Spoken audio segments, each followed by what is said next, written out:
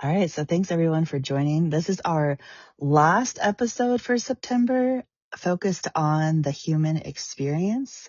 And today I'm super excited because I have my good friend, and she's more like family, but my good friend Laura Bostic here with us today. And I wanted to ask her to come in and join and just give her perspective from the human experience as she sees it. I have to share something a little bit about Laura, so hopefully she doesn't hate me for this. And then I'll turn it over to her and she can introduce herself. But so we met Laura and Derek when we were stationed in Fort Drum, New York. And one thing that was like always stood out to me is um, I think like Derek was giving me a ride to the airport and they were helping me watch the kiddos. And it was just like a really crazy busy time for the family. And I remember I told Derek, I was like, how is it that like people that you barely meet in the military community can be just so supportive and just, say, yes, how can we support? How can we help? And I'll never forget what he said. He was like, well, he's like, Laura has a heart of gold. And Laura would literally give the shirt off her back to anyone. Like she's just that kind of person. And I'm like, now looking back, like 5-6 years later, that is so true. And it's just like an honor to have you as a friend, Laura. And I'm so thankful that I get to have you both in my life. So I'll turn it over to you and you can introduce yourself and you can share whatever you would like. Oh, thank you, Chris. Well, I'm Laura. Let's see, I'm originally from Connecticut. Fell in love with Derek and way before he decided to join the military. And then he joined the military. So something, I never really saw in my life, but we've been married for, gosh, 15 years. It'll actually be 20 years that we met this March, Aw. and we have 2 children. I'm a military spouse. I am a federal employee. We live in Oklahoma currently, but we've lived in New York, we've lived in Texas, we've lived here, but Connecticut is always our home. And I love that you said that about me having a heart of gold. I don't ever see it that way, but I think it's something that my dad was that way. I grew up with him. He would give the shirt off his back to anyone. And I always admired that in him. And I guess I never really saw that I carried that on, but that's a huge compliment that you gave me. But I think also in being a military spouse, there's so many times when you're just like, I need support and no one's there because you don't know anyone or you just moved somewhere or you're scared to ask for help. And so being in that position, I always try to put my shoes and my feet in other people's shoes. And what would I want? What do I need? So if I see someone who needs support or needs help or needs anything, a cup of sugar, I don't care. Come and ask me. I'm your girl. So I just try to like be that person for others because I know how it feels. And when I've had that same, compassion given to me, it's meant the world. And so I just always want to be that person for someone else. You said a cup of sugar, and I immediately thought of butter. I'm like, tell my dad that I like borrow butter. Hopefully, I never run out. Yeah, that's so cool. And I think that's really true too. Like with the military spouse community, like, I mean, it's like you learn how to start over and over again, and you never really know what to expect. You never know what the experience is going to be. I think that looking back to General Patton, we were so lucky with the experiences we had there. But yeah, it's definitely a journey. But okay, so from your perspective, what does the human experience mean to you, or what do you think of when you hear that? Yeah, and just kind of, I like the theme of military spouse because who am I? I'm just a person in this big world, but I think one title I do hold is military spouse, which is unique from people who are not in the military community, don't understand it. And it's funny because it's a title I never in my life thought I would have. Being in Connecticut, we're not surrounded by military bases, not a lot of military.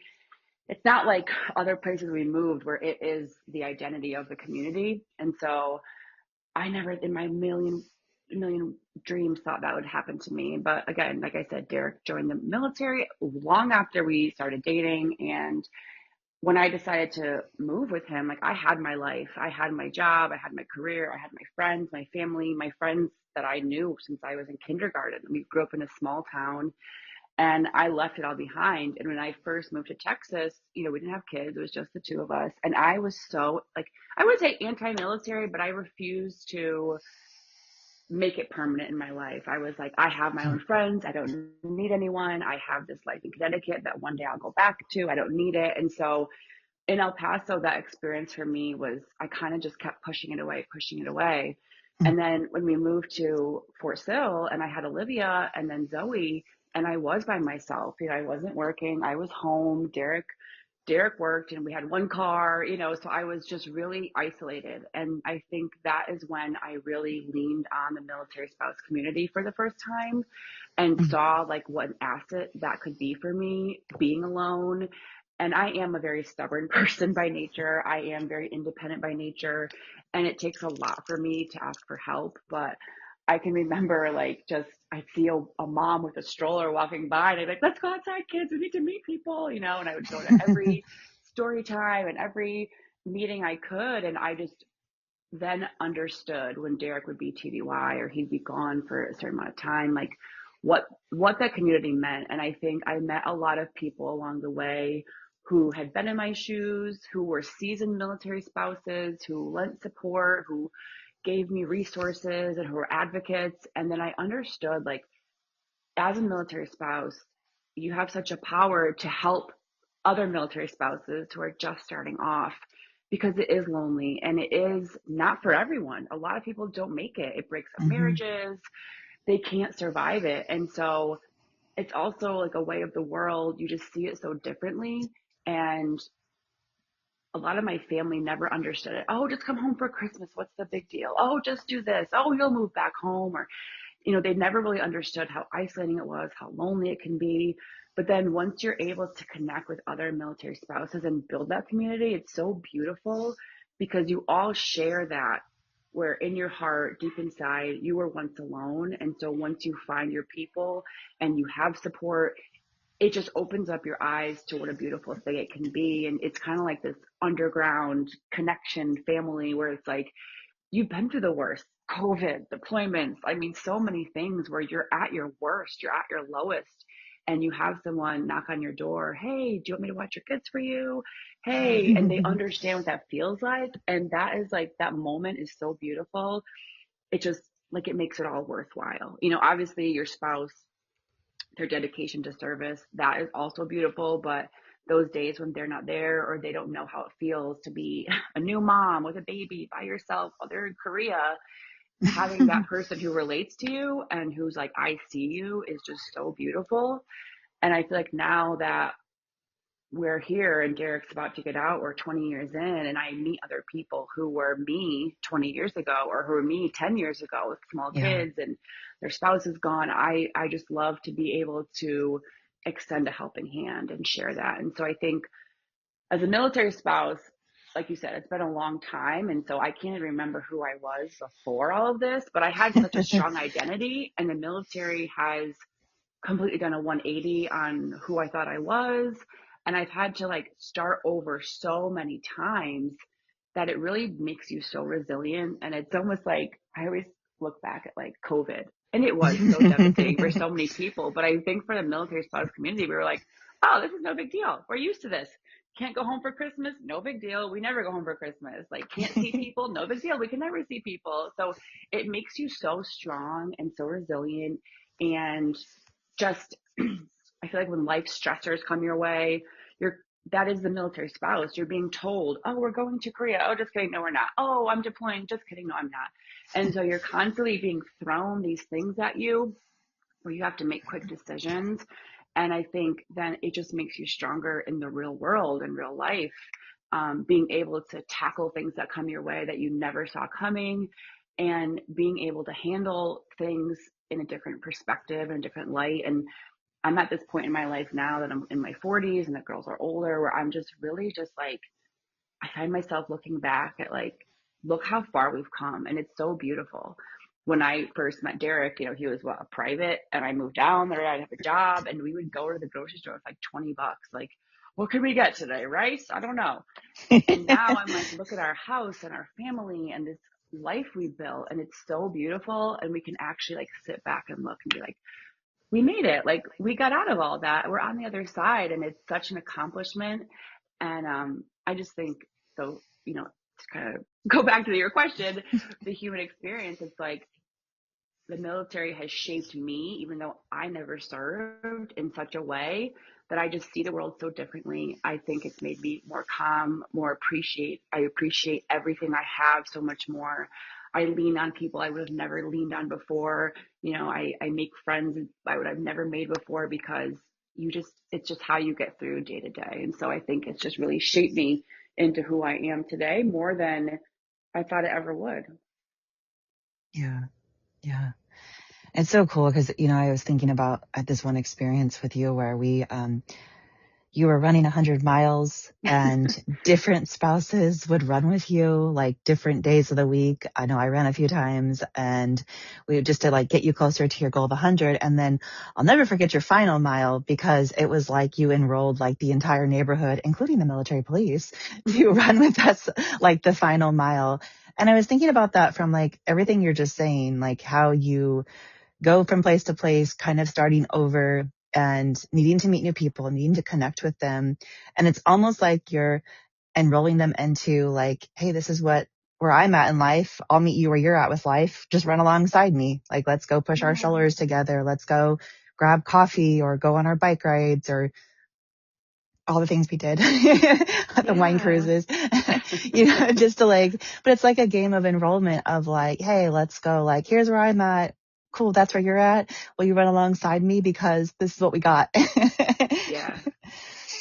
I love Yeah. that. I love that metaphor. And I have that picture on my wall of the whole Aww. neighborhood at the 100-mile finish line. And I was telling that story to actually a friend the other day. She's training for a half marathon and her shins are bothering her. She can't run. And I was telling her how I did that. And I was like, I started out, I'm like, I'm going to go 6 miles every day. And my knee started hurting me. And I was so defeated. Like, I'm never going to do this. And one by one, yeah, I would run like a mile in the morning with one person, a half mile during lunch with someone else, and everyone was like just really was there for me in such a beautiful way. And I actually was reflecting on it the other day, like I never it was so it was just such a beautiful time. My dad just died and I wanted to do this so bad, and I was like, I'm not gonna be able to do it. But I had such support and everyone was like, I'll help you, I'll help you, I'll help you. And then yeah, the last mile, just all of us, the military police and the kids and the bikes, and it was just such a beautiful and like you said, it really is like this metaphor for life where like you're falling, but people are going to pick you up and be there. And at the end, you're all going to cross the finish line together because that's what you do as humans. You support each other and Yeah. you help them when they're in need. And then at the end, you're all winning. Yeah. So yeah, I love that. Yeah. Oh my gosh. Yeah. Okay. So you just said something that I love. And I've been using this a lot this year, especially is like, how can everybody come out winning? Like when you're in tough situations, like what's in it for everyone? Like it doesn't have to be like a I win, you lose type of thing. It can be like where like, oh, this is what I get to take away from this experience. There's something for the kids to take away from the experience, whatever, like whatever that looks like. And that is so true within the military community because I think sometimes, and I mean, you can see what you think about this, but like sometimes from the spouse role, it kind of feels like maybe in the past, I felt like I was always kind of losing and Yeah. and in more in like a way like as I've actually held both. So like if you're not the one deploying, going TDY, doing all the things, and you're the one like in quotation stuck at home, then what is in it for you? Like Mm-hmm. what is in it for your career? What is in it for your personal and professional growth as a parent, as a mother or father? Like what's in it for you? Mm-hmm. Um, so that's like an interesting, like I guess, point of view. I don't know if you have any thoughts on that. Yeah, and I mean, I definitely struggled with that for a long time. When I left Connecticut, I was a project manager working for a city. I had a great career with a long, road ahead of me, and I left it all behind.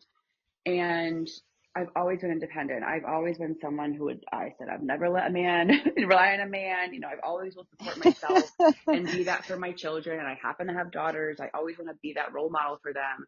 It was always so important to me. And I really struggled with that for a long time, especially after I had our daughters. I was at home and I look back and I'm like, gosh, I wish I had just sat and appreciated it so much. But I was always trying to prove myself like, support myself. I had an Etsy shop, and then I would do other things on the side. And I wouldn't say odd jobs, but when you're in the military world and you're moving place to place and you're constantly have to get a job, quit a job, get a job, quit a job.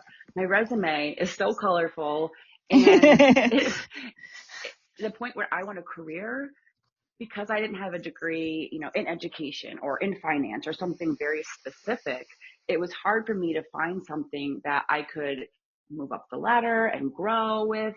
And I always felt like I was almost resentful to Derek, which isn't fair to him. It was just, you get to have this big career and I'm stuck home being underpaid.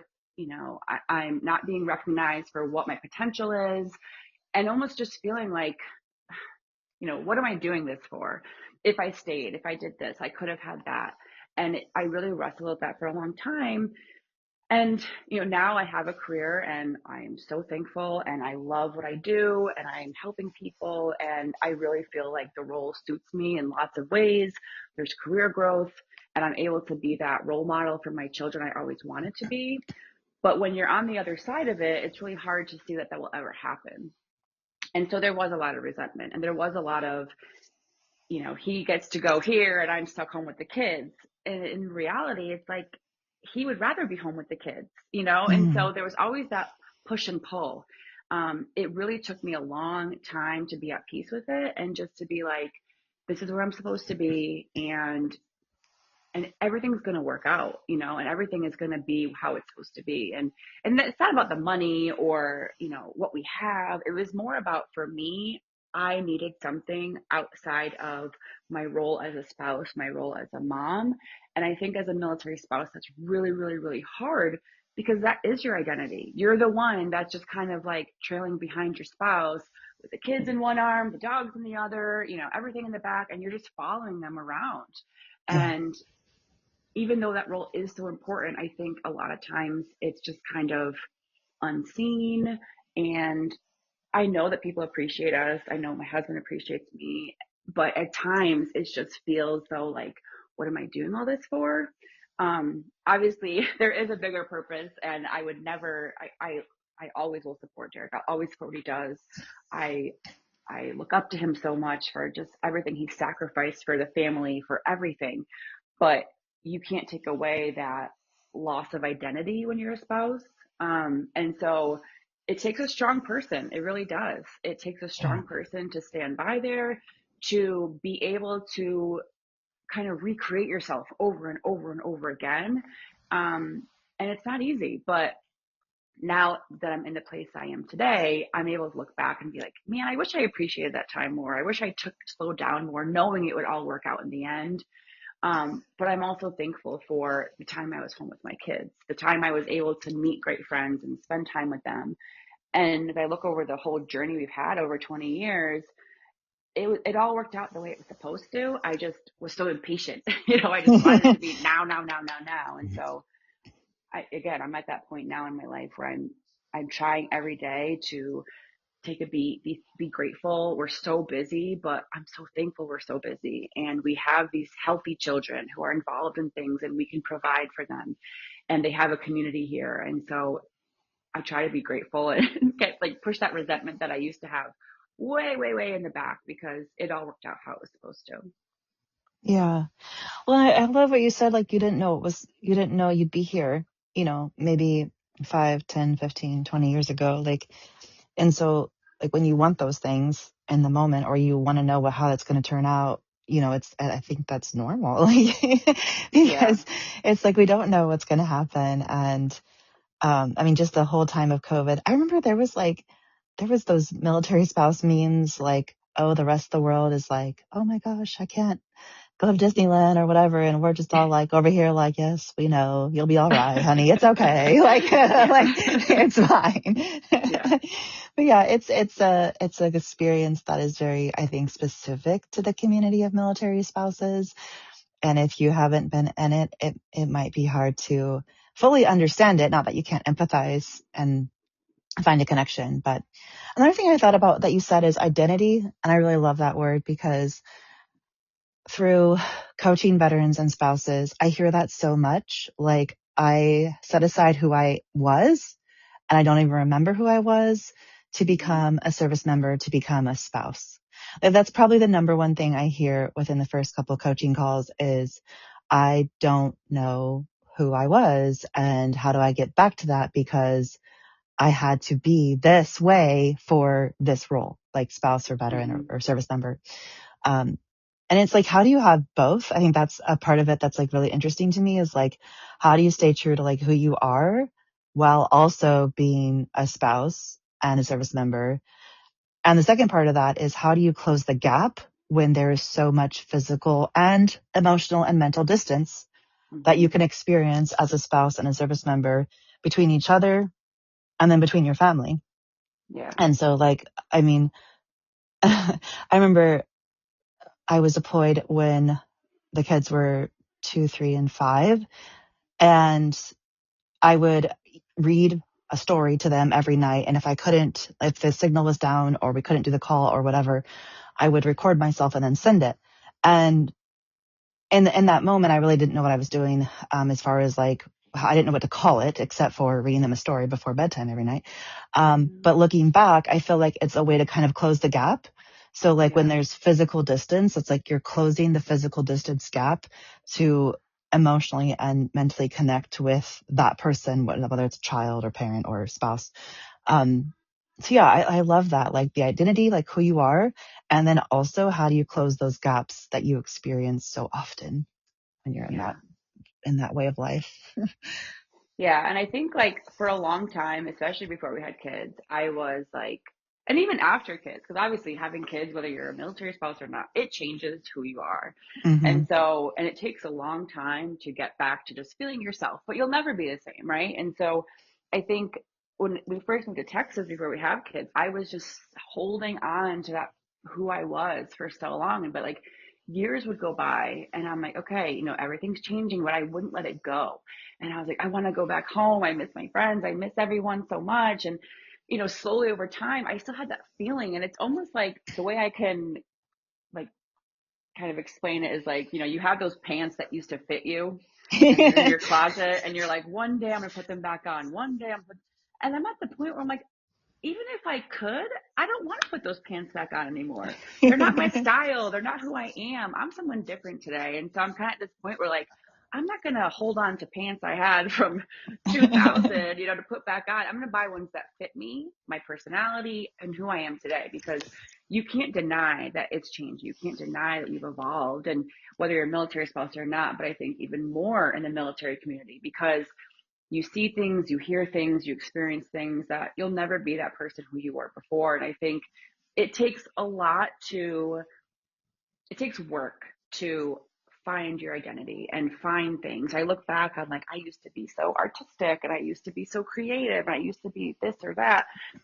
And I still am those things, just in different ways. And I think it Yeah. does take work. I will I go to therapy. I'm a huge advocate for therapy.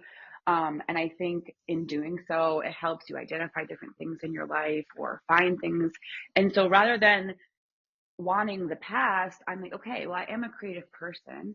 What hobby can I find, or what can I do today as a 41-year-old mom of two, military spouse, full time employee that can still bring out that side of me, but make it fit for me who I am today? And so it's like that constant evolution, but it's hard to let go of the past. It's hard to like let go of that person you were and see that like you're still that person but almost better. You're more seasoned, you're more flavorful. Like you've done so much more. You're like a better version of that self. You just have to let go of that vision and see like who you are in this moment in time is also awesome. Maybe you just need to find a hobby to like reignite those creative things you miss, or that independent time you have. You have to like work to make it fit into your life today, but it's still there. And so I really, again, I think like turning 40 changed my perspective in a lot of ways, and just be like, I'm happy with who I am, because you know what, when I was 20 I wasn't this confident. I cared so much more about what people thought of me, and like I'm in this beautiful place where it's like, here I am, I'm not changing. This is who I am in the world. And you just have to kind of build on that and like make it the best person you want to be, and then keep moving and stop looking in the rearview mirror. Yeah, I love that.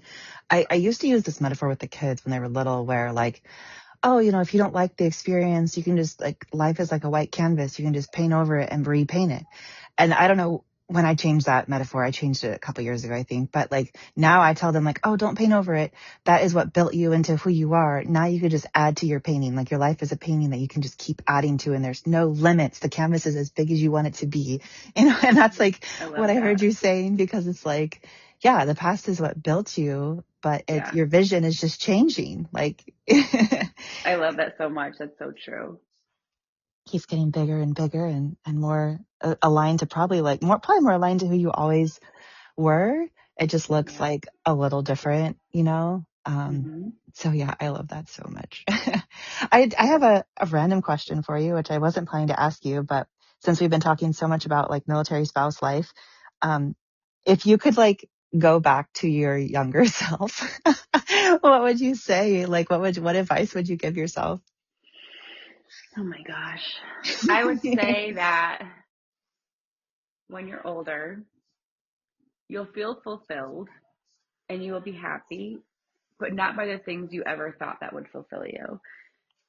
I think I find peace in family, in connecting with people. And I think when I was younger, I was really shooting for kind of materialistic things that I thought would make me happy.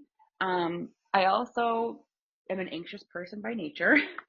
And I think when I was younger, it would really eat me alive. And again, through therapy, through medication, I've learned to have coping mechanisms and things to kind of let that go.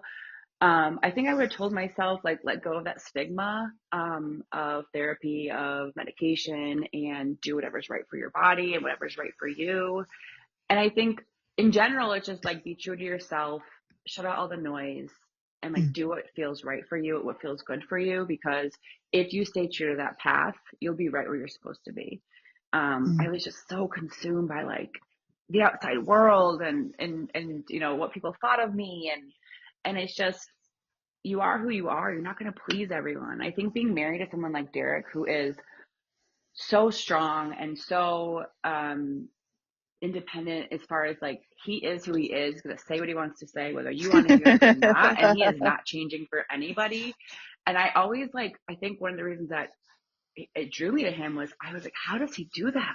How does he say what he wants to say and not worry about like if he's hurting someone's feelings? But like, you're not going to please everybody. You're not going to be everyone's flavor. And that's okay. Like, it's okay just to be who you are. And the people who admire you or love you for that, or who don't mind that you're like that, they'll be there for you. You don't have to please everyone. I think that was a very long winded. Don't please everyone. That's what I would say. You're not going to please everyone.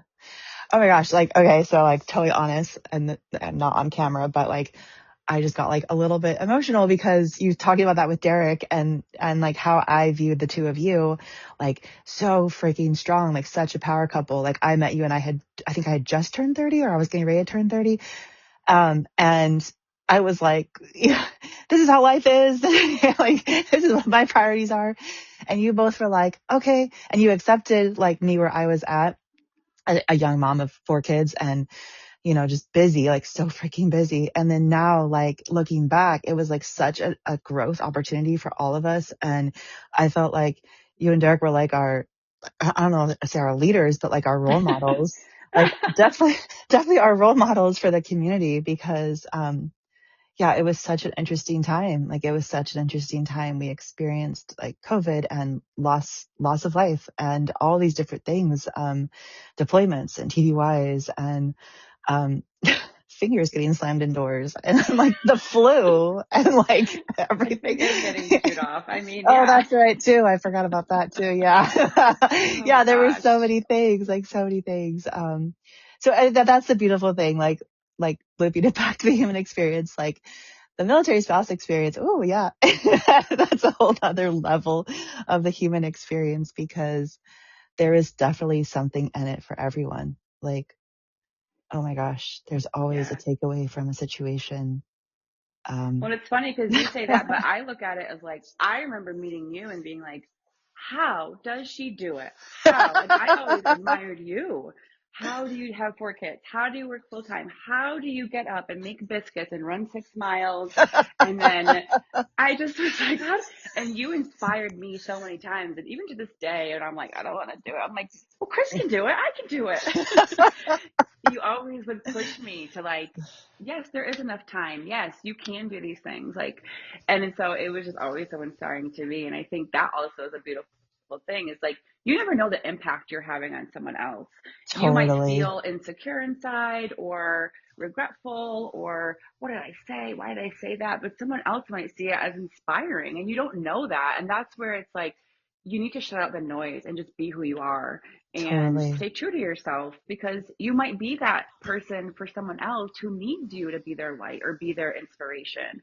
And you were definitely always that for me. I'm like, how does she do all the things that she does? So it's funny to hear you say the same thing because we were thinking the same thing about each other. Well, and it's so cool. I love what you said about like just show up and be who you are, and then you never know how that's truly going to impact people. And I just heard that perspective recently from the same time of our lives, from Vincent, my oldest son, and he just joined the military, and he reflects back to the time there. There was, I don't know if you remember this little boy, but there was a boy that he lived a few houses down from us, and him and Vince would go on like these long walks and just talk about politics and life and religion and all the things. And he says that he reflects back to those conversations often as I think he was like 12, 13. And it was like shaping the way he was seeing the world, but talking it out with like a peer was like super inspiring for him because that little boy, his dad had been in the military forever. And so he had his perspective and his point of view. Vincent had his perspective from having mom's in the military. So he was really able to shape a lot of his thought process, his beliefs. And he was like, now today, mom, at 17, joining the military, last year of high school, getting ready for college. He's like, I reflect back on those conversations and I'm like, wow, I was shaping the way I think and see the world back then. And I'm like, that's so beautiful. Yeah, and even for him to be able to reflect and see that, it just shows he's so mature. You've done such an amazing job. All of your children are just beautiful human beings in all different ways. And I think that's a testament to who you are as a person and as a role model and a leader. And the fact that he can really internalize and reflect on that is, yeah, it's a reflection of you. So I hope you know that. Thank you. Yeah, yeah, it's so funny because like, even Aurora, she now to this day, like you ask her who her best friends are and it's Livia and Zoe. And see, they Yeah. still like FaceTime almost every day. And I hear them giggling through FaceTime with each other and playing games.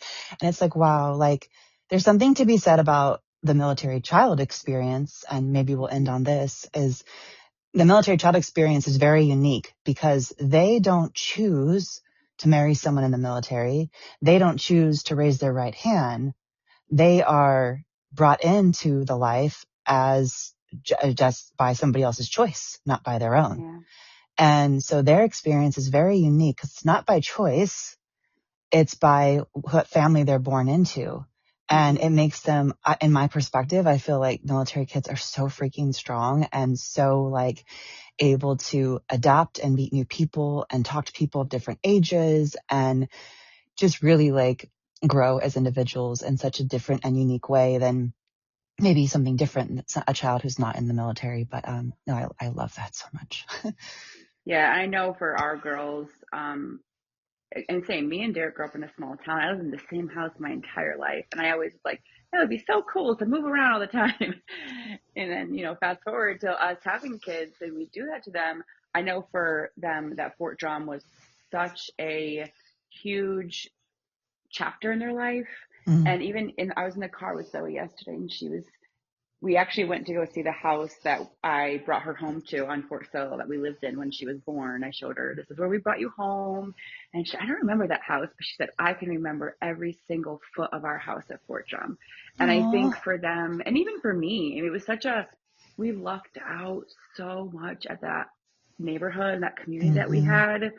It was such a beautiful experience for me as an adult, but especially for them. And I think that's why I loved it so much. It's because I was able to see our children thrive. I was able to Yeah. see them have this community where all the kids were on the same page. They were all going through the same thing at the same time. There was no judgment. there was no isolation. They all just grouped together and played and were able to be kids and ride bikes and just be free.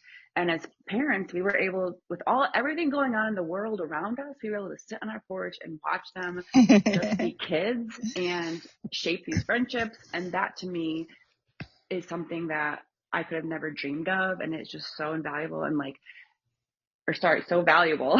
And I know that to this day, it shaped them to who they are. And now that we're here, it's kind of a mix. They have some military friends, which I'm thankful for, and some are people who are from here. And it's a nice mix of everything. But I think that Fort Drum experience was just so critical into who they have become as young teenagers and who they're shaping into. And like you said, I still hear them giggle. And it reminds me when they were under the stairs playing dolls for hours. And it's just, they'll always have that. And that's so beautiful. Yeah, yeah. I love that. So awesome. Such a beautiful part and such a journey. So much growth can happen within the military community, which we've gotten to benefit from. And oh my gosh, yeah, I'm forever thankful because I know it's definitely shaped me. Sounds like it shaped you and Yes. shaped the babies. Yes. Gosh, thank you so much. I really appreciate you. Of course, you and Derek and the girls have such a soft spot, part of my family for sure. So thank you for always being a part of my life. And thank you for doing this episode with me. Of course. You know, I'm always here for you. Whatever you need, I'm just a phone call away. Yeah, and you're probably gonna be one of the main reasons I fly to Oklahoma. A place I Oh, never thought you I'd really want go. to? For the people. I'll come to California instead.